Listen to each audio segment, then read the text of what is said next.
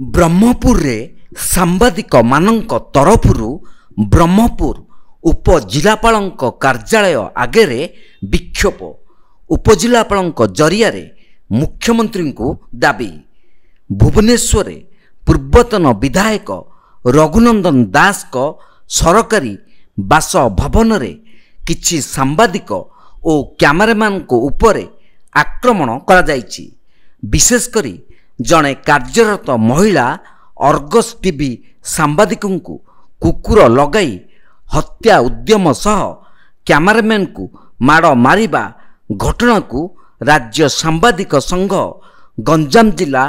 शाखा दृढ़ निंदा करने सह एथिरे जो माने संश्लिष्ट सेमानक उपरे कार्यानुष्ठान दाबी करी मुख्यमंत्री उद्देश्य रे ब्रह्मपुर उपजिलापालक जरिया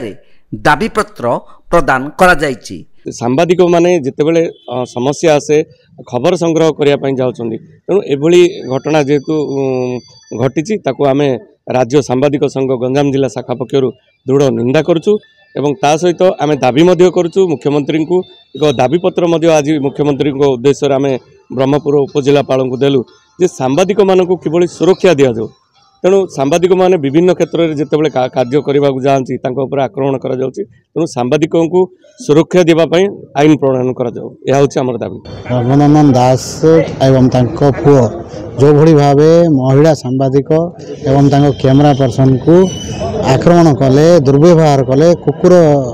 द्वारा आक्रमण करेले ताको आमे राज्य सांबादिक संघ गंजाम जिला शाखा तरफ दृढ़ निंदा करुचु आमे दाबी करुचु जो माने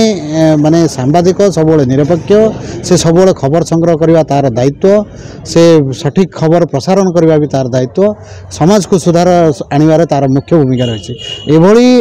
जड़े सांबादिक को जो भली भाव दुर्व्यवहार करागला आक्रमण करागला ताको दृढ़ निंदा करुचु एवं आमे सरकार को अनुरोध करुचु जे सांबादिक मानक सुरक्षा पई किसी पदक्षेप नियंतु सांबादिक सुरक्षा निमंते किसी आईन प्रणयन करंतु जहाद्वारा सांबादिक माने एमिति छोटो मोटो कारण रे आक्रोशर शिकार न होंती। ब्रह्मपुर नारायण महाकुड़ रिपोर्ट तीर्थक्षेत्र लाइव।